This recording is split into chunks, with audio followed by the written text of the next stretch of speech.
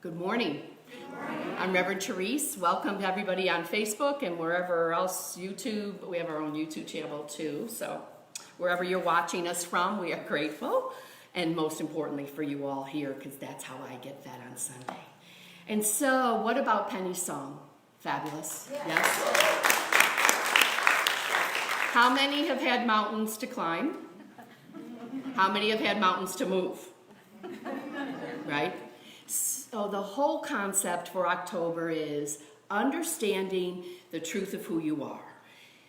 So I was with some people who are non-unity people, and they said to me, so what is your wish as a minister for people?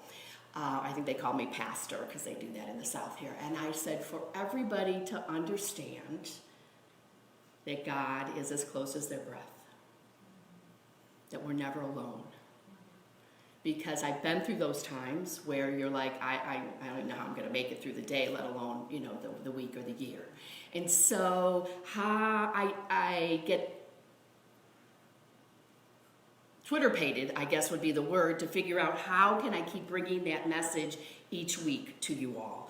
How can I do it through the classes that we teach? And so I thought, let's get back to some fundamental unity things. And can I have the daily word for a moment, please?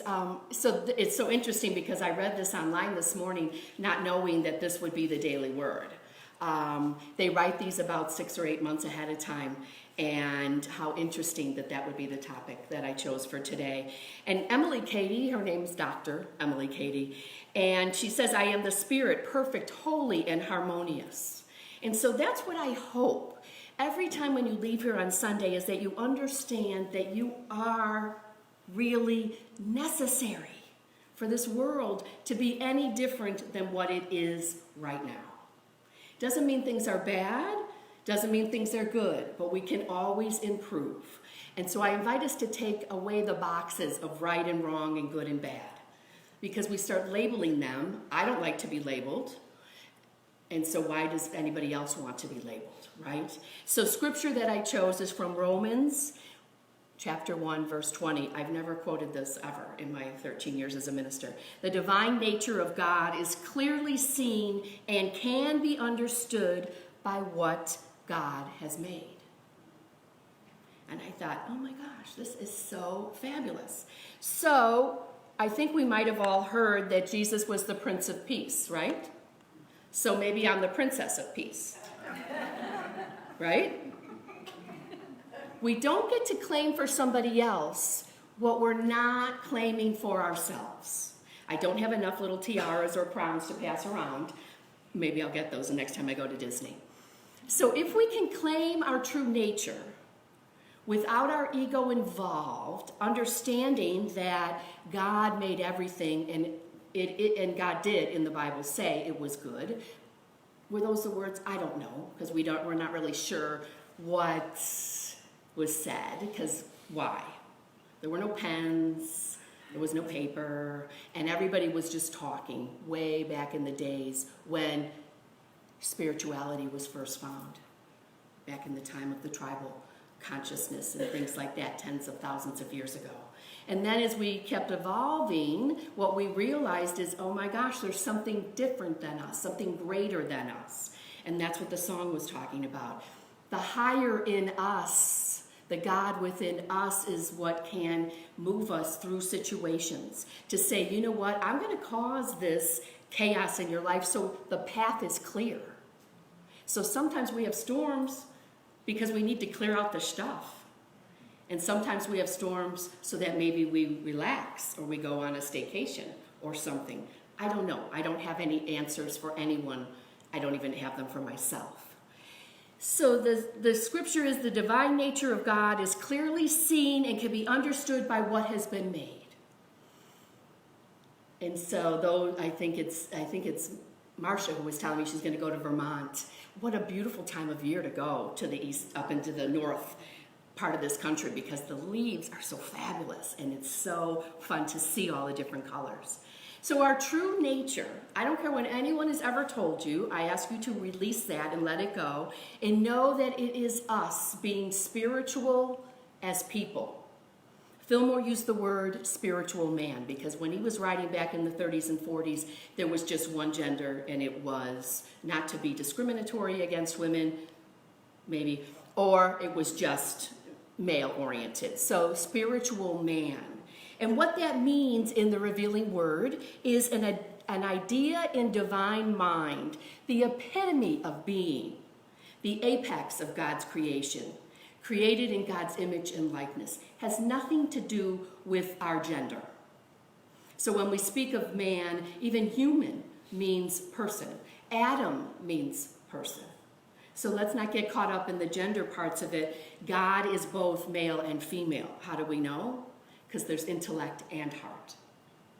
So I am female.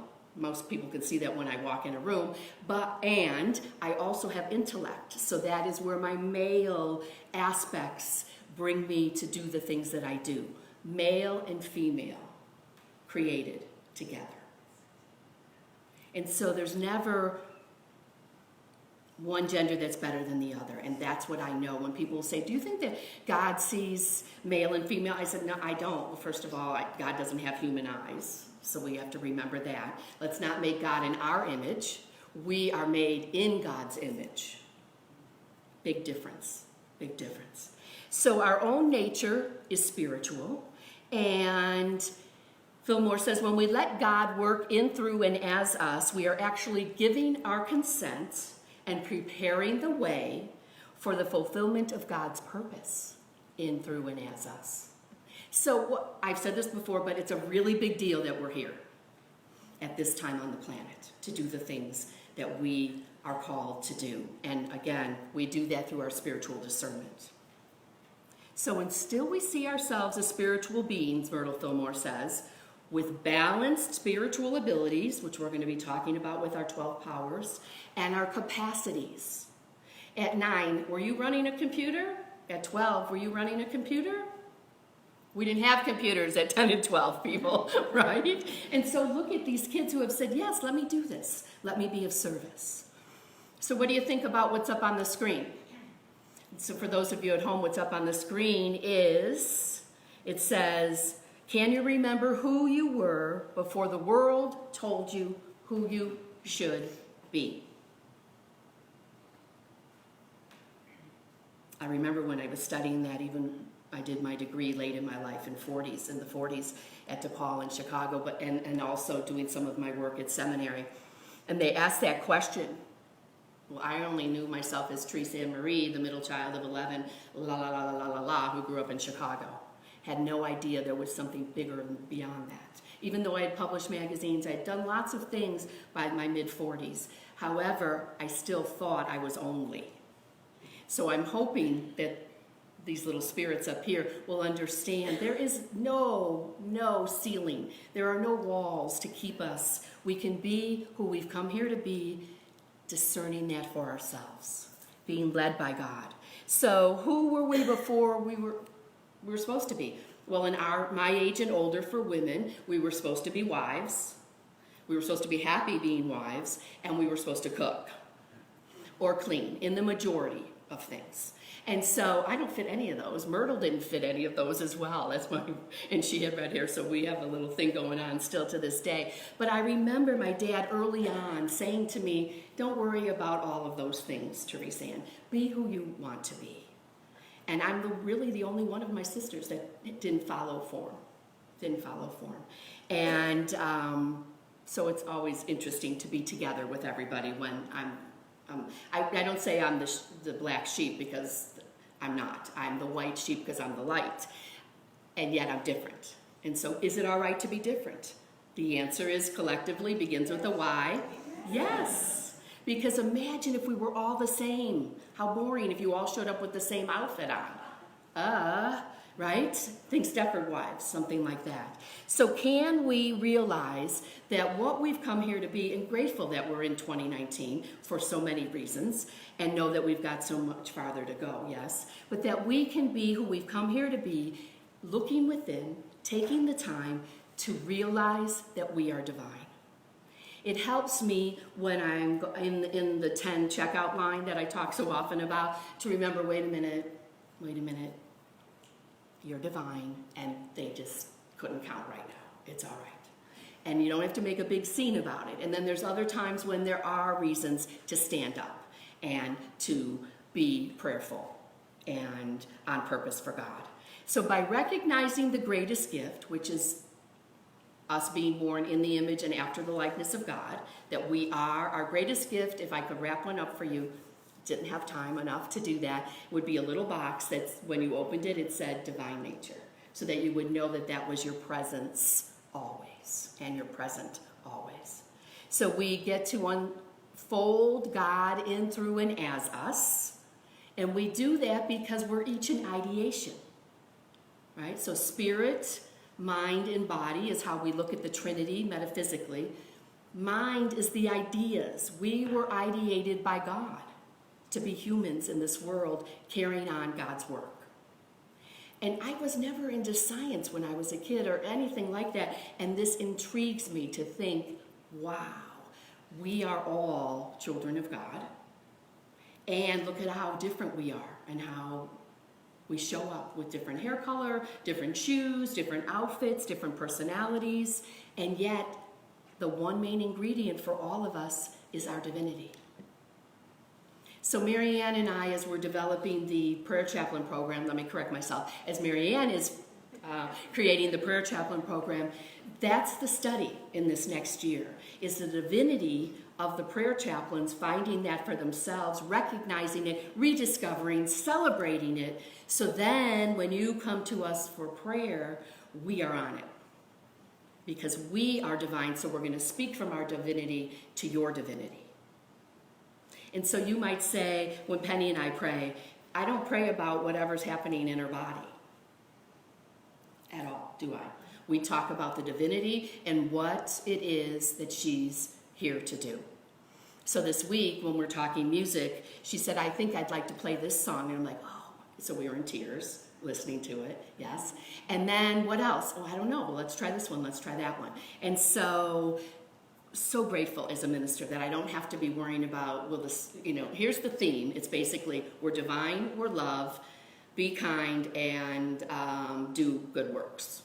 There's plenty of songs, right? And she'll find them, and do they fit in? And sometimes we unitize the words, and sometimes we don't. So the great gift is God living in us as the presence. So if we go back to the question, who were you before the world told you who you should be?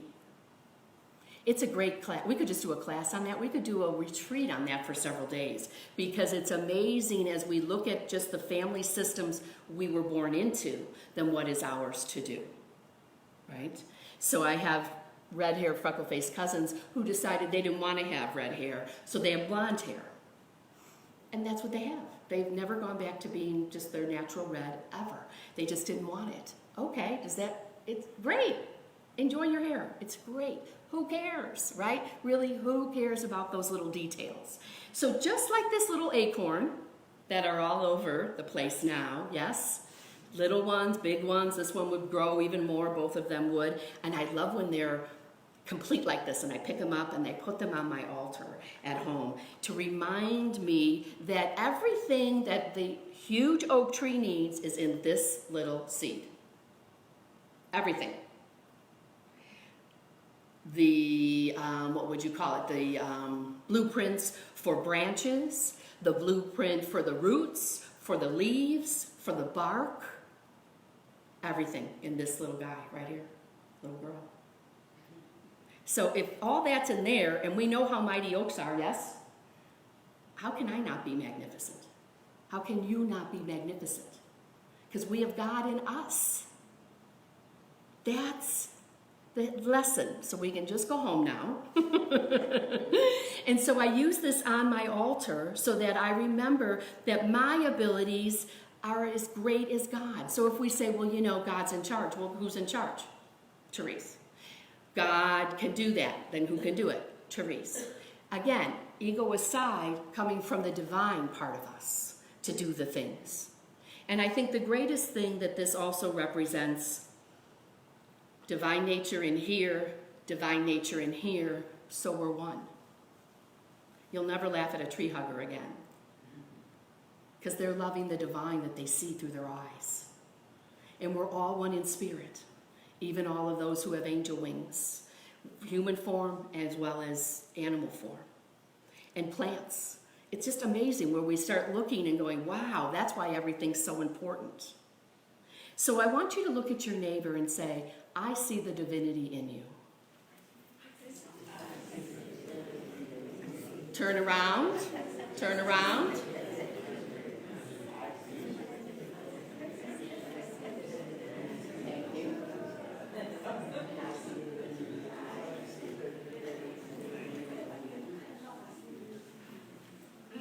Because it sounds like it's something we have to get. It sounds like something that only certain people who go to church on certain days get. No. So when I was with my people that, or friends, they're not really friends, colleagues I would say, or associates that are not of the same genre as I am as far as spirituality goes. And they said, do you really believe all of this? And they said, what about the fall of man? And I thought, oh, let me find out what that means again, right? So I went digging, and luckily Unity has so many archives.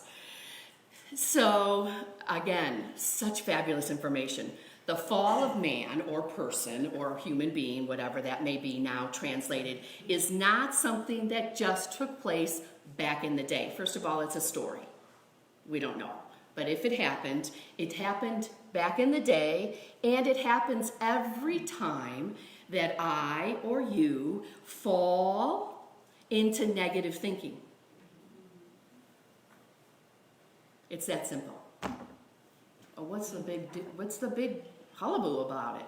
Because in other circumstances, other places of religious or spiritual nourishment, they will use that as something to keep everybody in their place. I'm saying you have no place. Be wild, be free, celebrate God as you. And one of these days we will have dancing in the aisles. We'll make that happen. So if we just fall for a moment into, oh my gosh, woe is me, think of that like, hand Velcroed to your forehead. Okay, and then we go, wait a minute, I'm not that. And then we rise again. So we rise and fall every day. When the mountain comes in front of you, you're like, ooh, how am I going to get? Maybe you'll walk around it. Maybe it's not yours to climb today. So that's the metaphysical interpretation. A fall takes place in our human consciousness every time we lower our thinking or feeling from the divine standard of truth. That's the official statement. And depart from the guidance of spirit. How many have ever in your whole life think you knew the best way? Don't lie.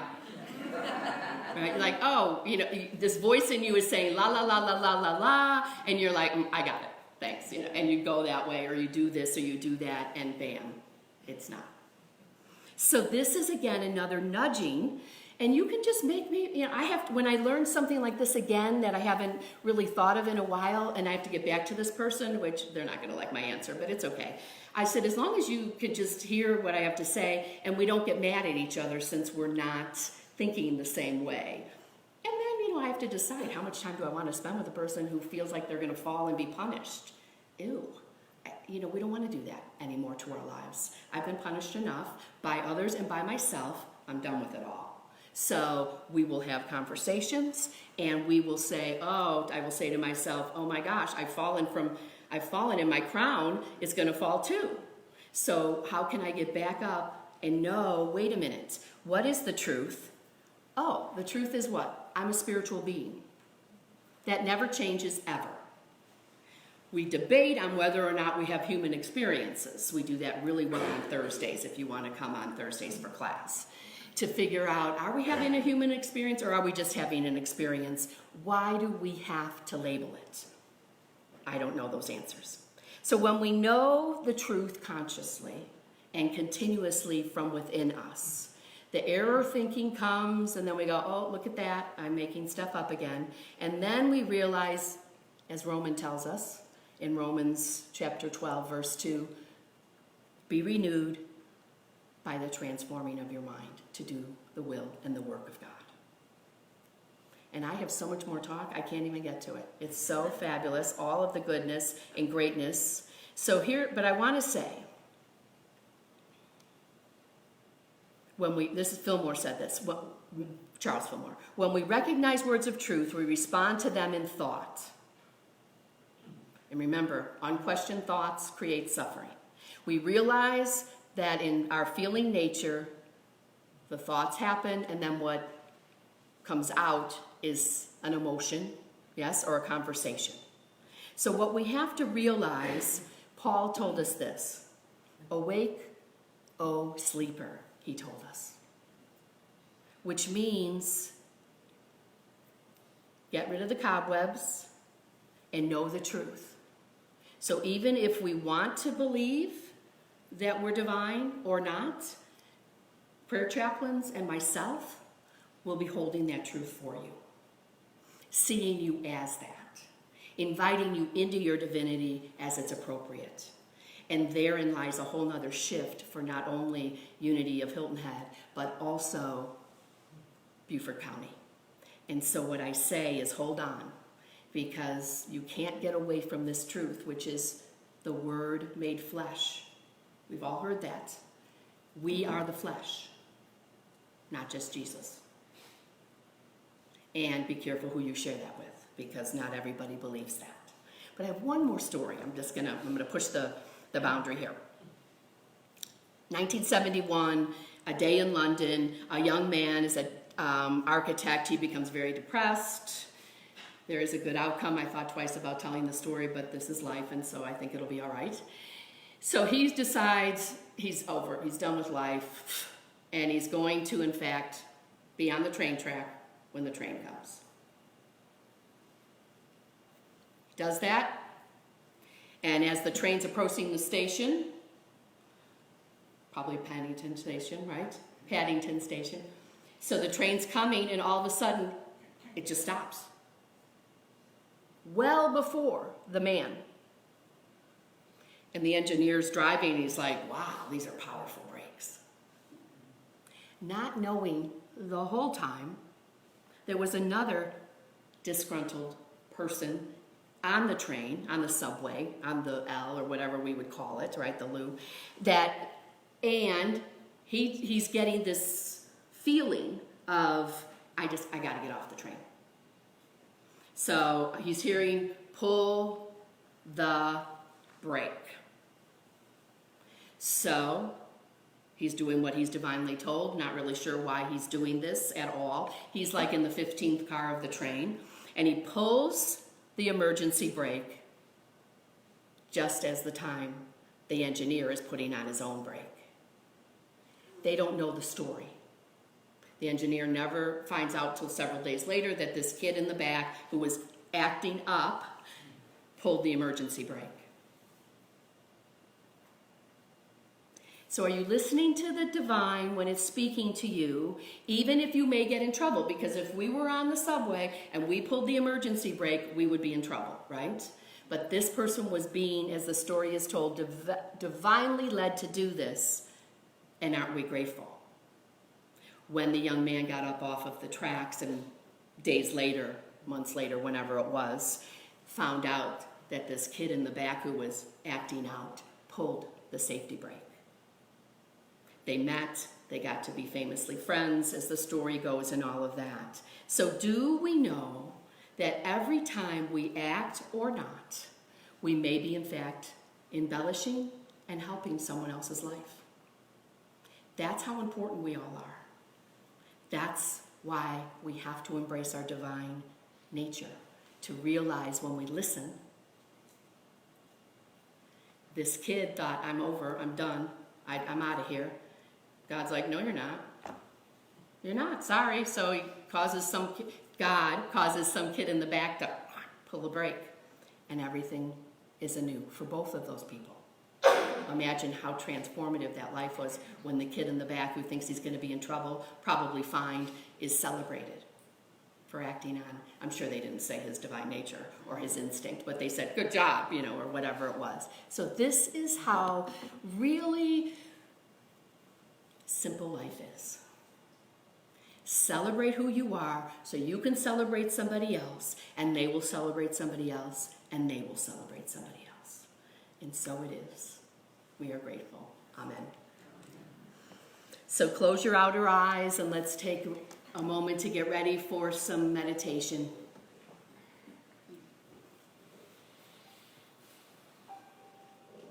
Call forth within us the guiding intelligence that we call God in unity, to be present in this moment within each of us.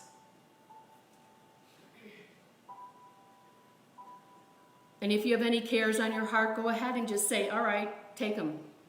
I'm over them.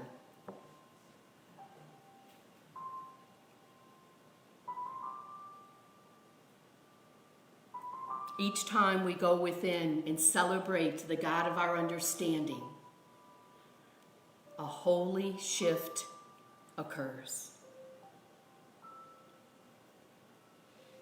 Any error thinking is erased. A smile comes to your face and your body is flooded with gratitude.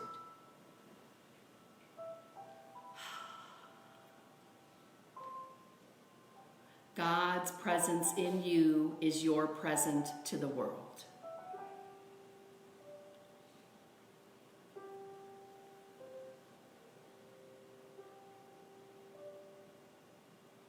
Say silently to yourself, I am.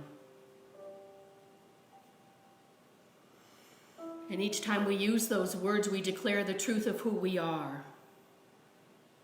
Each of us, the very beloved of God,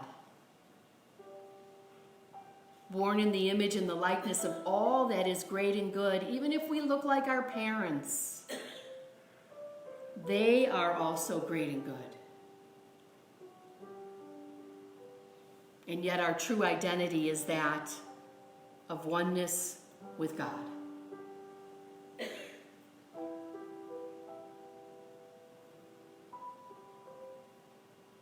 And I invite us all to hold fast to that spiritual identity of ourselves.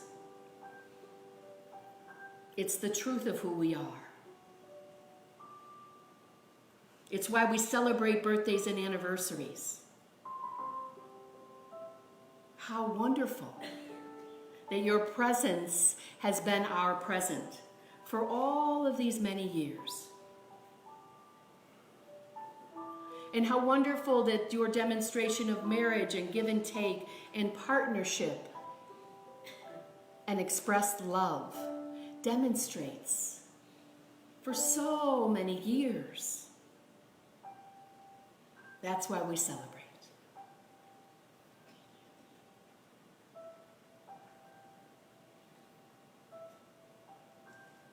We embrace God's indwelling presence. In this moment and every moment, we remember our truth.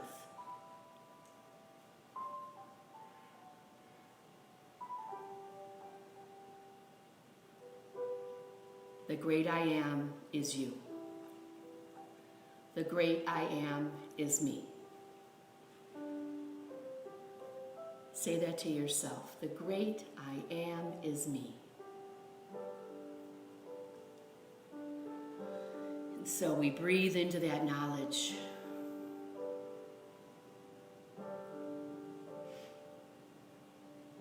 Course of Miracles tells us this is a course that we take. Sometimes we think we have a choice as to when we're going to actually be in class and when we're not. I'm not sure. But just know, bidden or not, God is present. In, through, and as you. We take that into the silence and the truth of knowing the great I am is me. In the silence.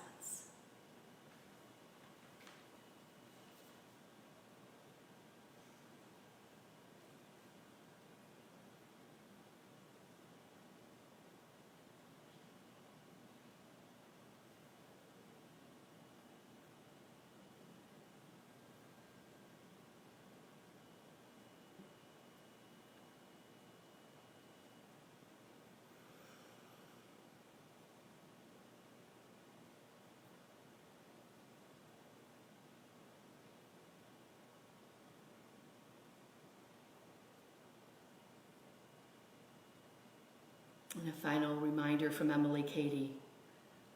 We need to bear in mind that even though each of us may not always be aware of it, it is the aim and the purpose for each of us to be awakened to the truth that God lives as us. And so it is. As we bring our attention back to this time and this place, we say thank you. Thank you, God. And we prepare now as we turn off the camera. We prepare for our love offering